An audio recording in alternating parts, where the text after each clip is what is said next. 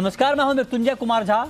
शाम के 5:30 बज चुके हैं और अगले आधे घंटे तक आपके सवालों का सबसे बड़ा मंच तैयार है। अगर आपने कमोडिटी में ट्रेड किया है या फिर नया ट्रेड करना चाहते हैं, जानना चाहते हैं कि आपके लिए कहां पर कमाई के मौके हैं, तो आप सवाल पूछिए। नंबर आप नोट कर लें 02223001634। इसके अलावा आप 02223001635 पर भी अपना सवाल पूछ सकते हैं।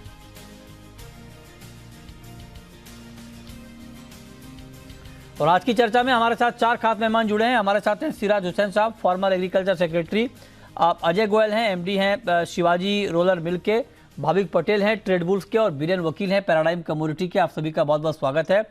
और चर्चा की शुरुआत एक महत्वपूर्ण खबर के साथ। खबर यह है, जो खबर शनिवार को आई थी और रूस ने ऐलान किया था कि ग्रेन डील से वो बाहर हो जाएगा। इसका ऐलान रूस ने किया था। उसके बाद ग्लोबल मार्केट में दाम बहुत तेजी से बढ़ गए थे, गेहूं के, मक्का के, जौ के, एडिबल ऑयल के। लेकिन आज ये खबर आई है, रूस के रक्षा मंत्री ने ये ऐलान किया है कि रूस फिर से डील में वापसी करेगा। उनकी बातचीत यूक्रेन से हो गई है, समझौता हो गया है, लिहाजा अब फिर से डील में लौटेगा। इस डील में लौटने का मतलब ये है कि अब फिर से ब्लैक सी के जरिए एक्सपोर्ट होगा अनाज का। अब तक करीब 90 लाख टन का एक्सपोर्ट हो चुका है। जुलाई में ये डील हुई थी और जब ये डील हुई, जब एक्सपोर्ट शुरू हुआ, तो ग्लोबल मार्केट में दाम 15% तक घट गए थे। बहुत अहम है ब्लैक सी के जरिए एक्सपोर्ट, क्योंकि रूस और यूक्रेन मिलकर ग्लोबल मार्केट में करीब 30% गेहूं की सप्लाई करता है। इंडिया खुद बड़ी मात्रा में सनफ्लावर ऑयल का इंपोर्ट यूक्रेन से करता है। लिहाजा इन सब वजहों से ये बहुत अहम हो जाता है कि ग्लोबल मार्केट में यूक्रेन से सप्लाई बनी रहे। हमारे साथ सिराज हुसैन साहब हैं, अजय गोयल साहब हैं। सिराज जी, पहला सवाल आपसे यही सर, इसका इमीडिएट इम्पैक्ट आप क्या देख रहे हैं? नहीं, ये अच्छी खबर है, क्योंकि जो वीट इंपोर्टिंग कंट्रीज है, खासतौर से अफ्रीका के जो गरीब मुल्क हैं, उनमें बड़ा ये कंसर्न था कि अगर गेहूं के दाम बढ़ जाएंगे ग्लोबली, तो ऑलरेडी उनकी फॉरेन एक्सचेंज की प्रॉब्लम सभी की चल रही है, सबकी करेंसी डिप्रिशिएट हुई है, तो कैसे अपनी फूड सिक्योरिटी मेंटेन करेंगे। तो मुझे लगता है कि ये पूरी दुनिया के लिए एक अच्छी खबर है कि रशिया और यूक्रेन, यूनाइटेड नेशंस और टर्की सब ने मिलकर आपस में बातचीत करके इस मसले को फिलहाल किसी हद तक हल किया है। ठीक बात है। अच्छा अजय जी, आप बताएं सर, आप तो गेहूं मार्केट को बड़ा क्लोजली ट्रैक करते हैं। आज अभी इस खबर के आने के बाद गेहूं के दाम गिर भी गए हैं। आप जरा बताइए सर कि अब यहां से आगे व्हीट का ग्लोबल प्राइस क्या होने वाला है? देखिए, जहां तक ग्लोबल प्राइस है वो तो जो है सीबॉट और मार्केट न्यूज और उन सब चीजों पर डिपेंड करेगा। और ये जो एक यूक्रेन का जो गेहूं आउट ऑफ यूक्रेन जा नहीं पा रहा था बीच में 2-4 दिन के लिए, उसके लिए जो है ये रिएक्शन था। अब वो चीज वापस सिमट गई है, तो आई डोंट थिंक उस पर जो है कोई मेजर चेंज अभी होने वाला है।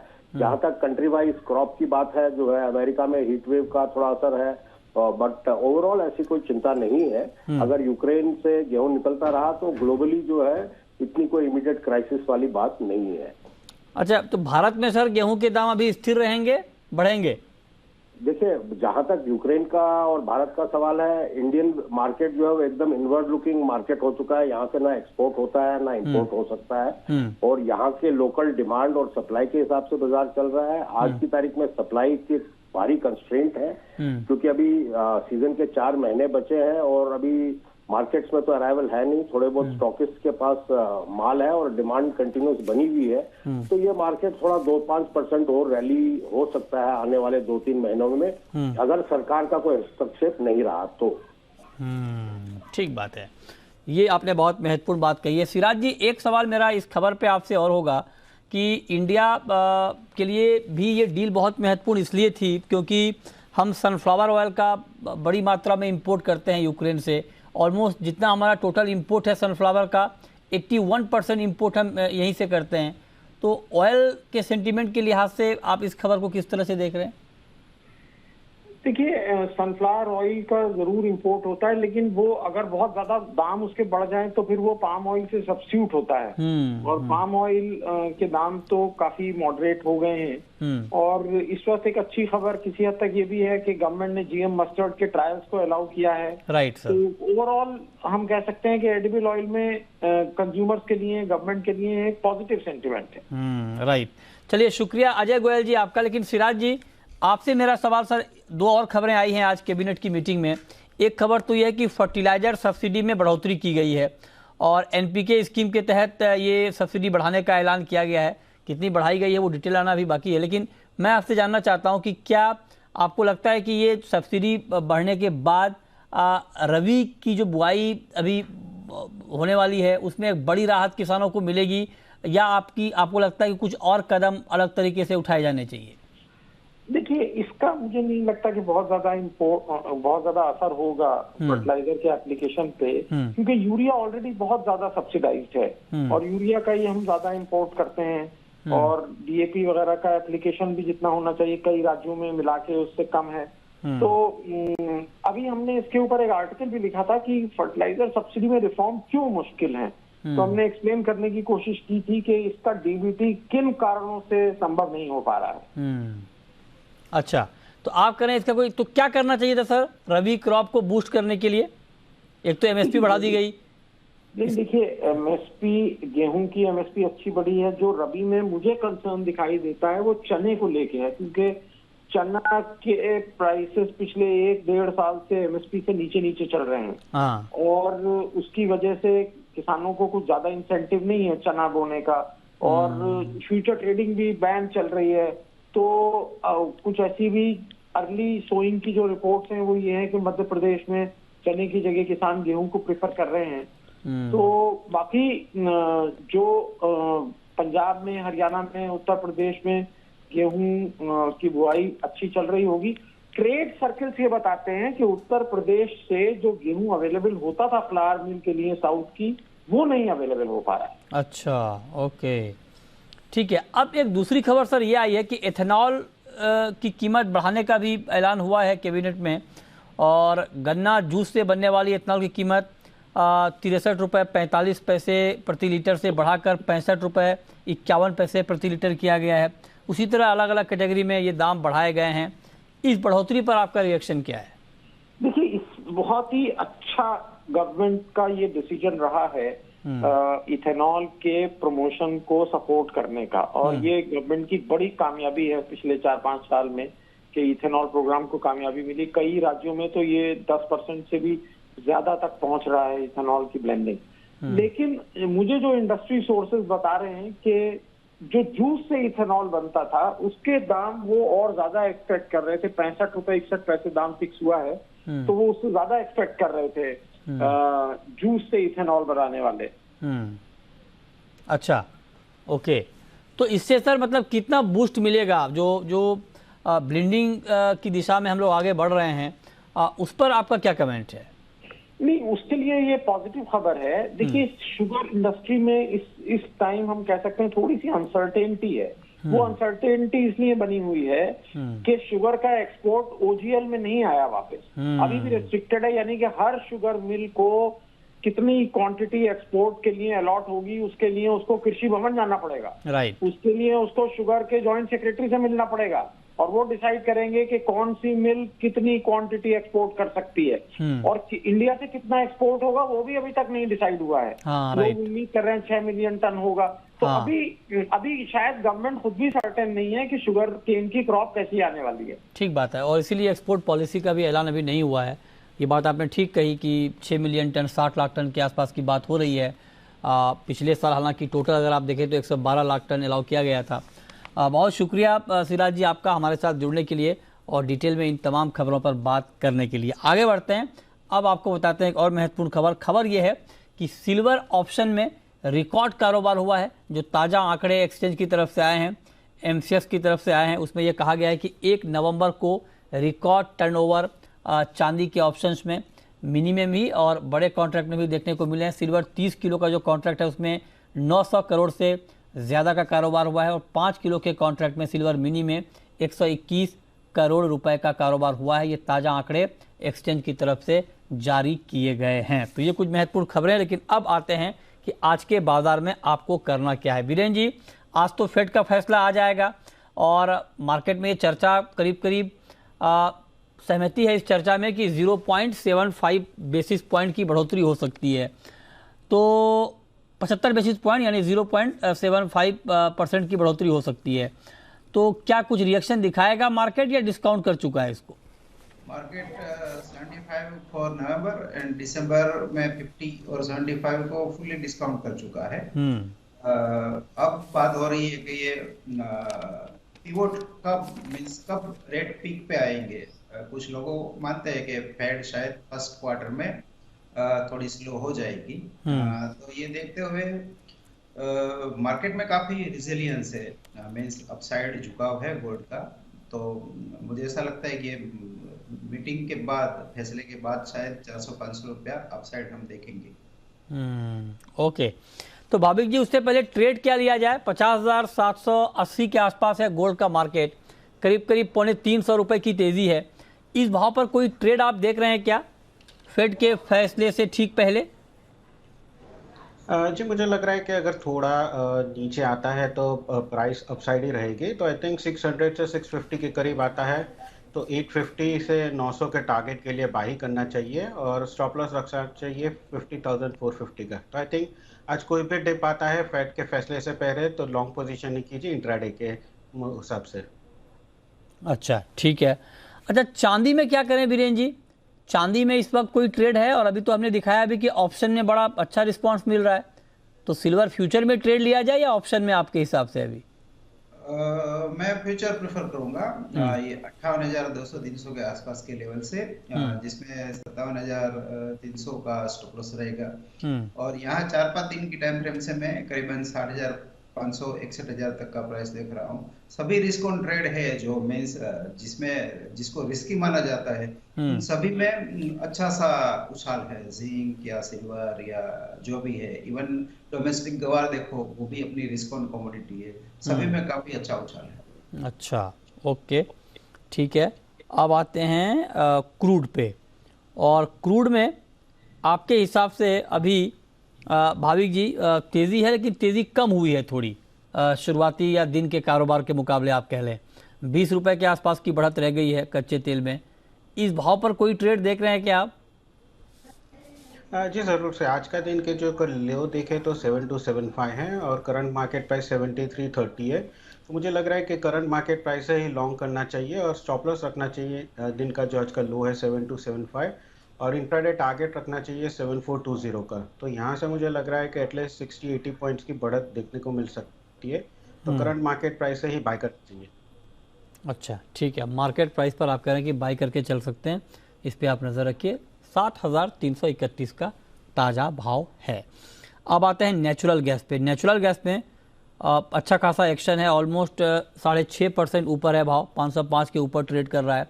बताइए बीरेन जी क्या हो रहा है ये एनजी में?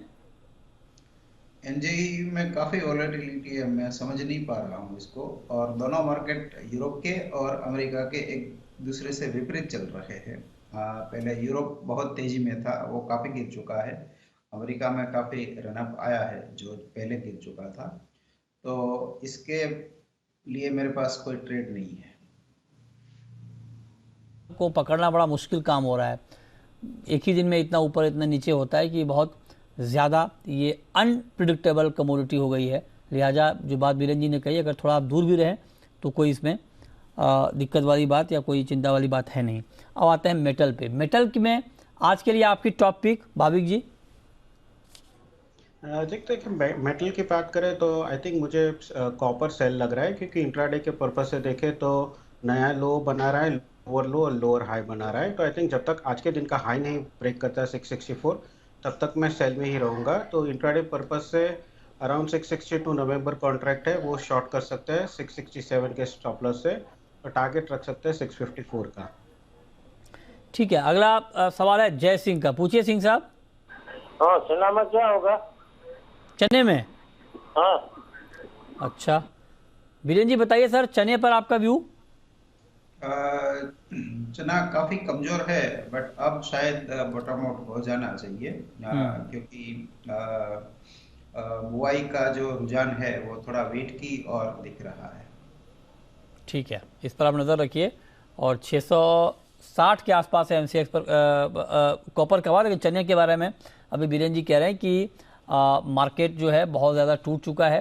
तो और अभी हमने सिराजी से भी बात की तो उनका कहना था कि चना एमएसपी से नीचे है, तो वहाँ पर अब देखना होगा कि आगे चाल किस तरह से रहती है। आगे बढ़ते हैं, कुछ और कमोडिटी को देखते हैं कि वहाँ पर आपको इस वक्त किस तरह का ट्रेड लेना चाहिए। हाँ, आज एग्री में ग्वार में बड़ा अच्छा खासा एक्शन आया है। बीरेन जी, ग्वार पर कुछ आउटलुक आपका बदला है क्या?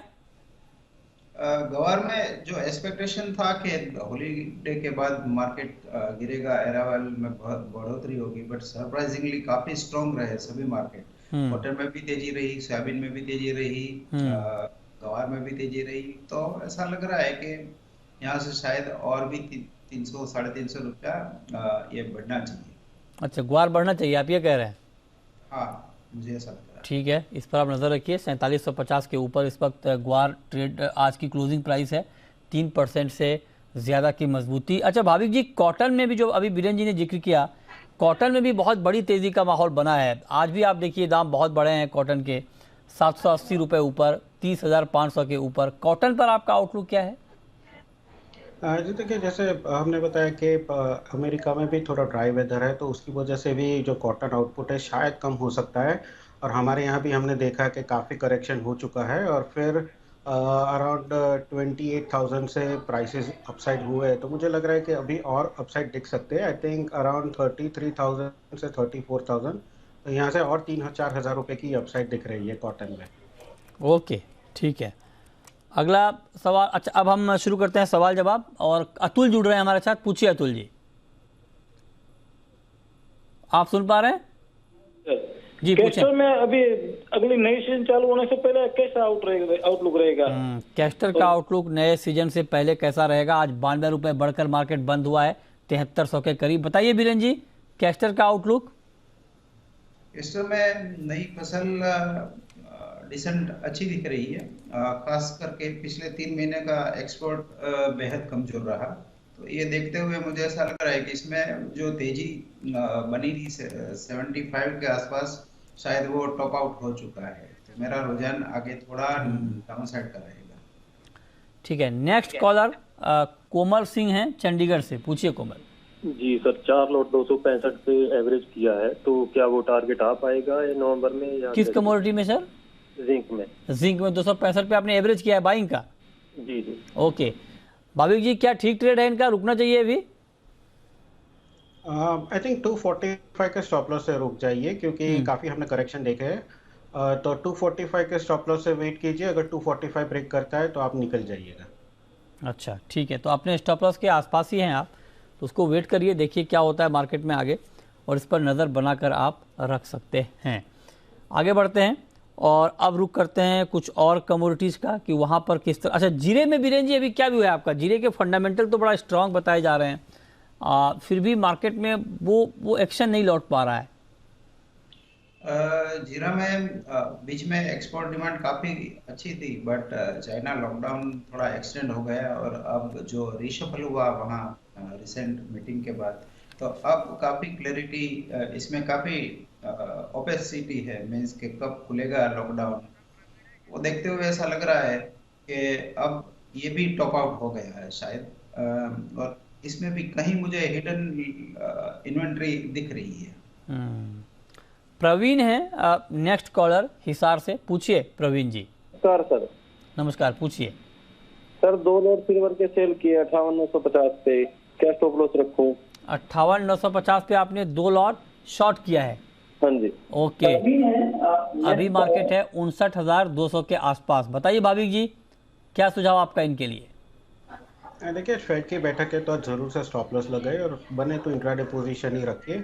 तो मेरा स्टॉप लॉस रहेगा 59,600 का। कल का अगर हाई देखे तो 55,589 है, और रेजिस्टेंस भी 59,600। तो 59,600 के स्टॉप लॉस से आप शॉर्ट बने रहिए, अगर उसके ऊपर जाता है तो आप निकल जाइए। ठीक है, नेक्स्ट कॉलर जिगर हैं, अब हमारे साथ जुड़ रहे हैं गुजरात से। पूछिए जिगर। सर जी, मैंने 50-500 पे 1 लॉट गोल्ड सेल किया, क्या करूं, मैं निकल जाऊं या मेरा भाव आएगा? 50-500 में आपने 1 लॉट गोल्ड सेल किया है, मार्केट तो ऊपर आ गया है। तो बीरेन जी क्या सुझाव, चूँकि आज फेड का फैसला भी आएगा, क्या सुझाव देंगे आप? इनको रुकना चाहिए, निकल जाना चाहिए? मैं सेल साइड नहीं प्रेफर करता हूँ। मुझे ऐसा लग रहा है कि इतना फास्ट रेट बढ़ने के बावजूद भी गोल्ड इंडियन मार्केट में मजबूत है। इसका एक तो रुपी फैक्टर है, तो सेल साइड इसमें अवॉइड करनी चाहिए। अच्छा, तो आप करें कि सेल साइड इसमें अवॉइड करना चाहिए। नेक्स्ट कॉलर प्रसाद हैं मैंगलोर से, पूछिए प्रसाद। क्रूड के बारे में जानना था, अभी आज लिया था। क्रूड के बारे में 318 पे लिया था। क्रूड के बारे में, ओके, ठीक है, ठीक है, आपने लिया है क्रूड, मतलब आप ये कहना चाह रहे हैं 7,318 पे आपने बाई किया है, ठीक है, 28 का लेवल है अभी। तो भाविक जी बने रहें। जी जरूर से बने रहिए। आज का जो लो है 7275, तो वही स्टॉप लॉस बना के रखिए और टारगेट रखिएगा 7400 का, तो लो के स्टॉप लॉस से बने रहिए। ठीक है, बने रहने की सलाह है इसमें आपके लिए।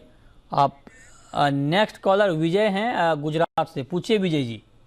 सर मैंने गोल्ड 50-350 पे सेल किया है। 50-350 पे सेल किया है। अभी मार्केट है 50-782 के लेवल पे। ओह, सेल वाले ज़्यादा हैं आज। बीरेन जी तो कह रहे हैं कि सेल आप अवॉइड ही कर रहे हैं, तो अब कोई रास्ता बताइए भाविक जी जो जिससे इनका नुकसान कुछ कम हो जाए।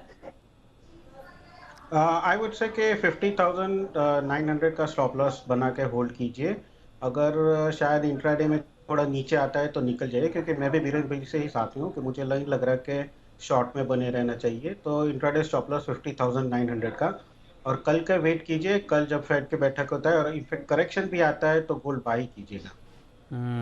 नेक्स्ट कॉलर संदीप हैं, पूछिए संदीप जी। सर एल्युमिनियम के बारे में जानना चाहता हूँ, कहाँ पे बाइंग बनेगी और कहाँ पे सेलिंग? एल्युमिनियम में कहाँ पर एंट्री करनी चाहिए और कहाँ पर सेलिंग आप करें, कहाँ पर बाय करना चाहिए, कहाँ पर सेल करना चाहिए। तो बीरेन जी बताइए, 200 रुपये के आसपास है भाव MCX पर एल्युमिनियम का, क्या ताज़ा भाव एंट्री के लिए, बाइंग के लिए ठीक है, और अगर हाँ तो टारगेट क्या ध्यान में रखें?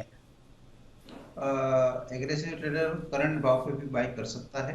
टारगेट 205-207 होना चाहिए कंजर्वेटिव बेसिस पे। एग्रेसिव टारगेट 210 भी हो सकता है।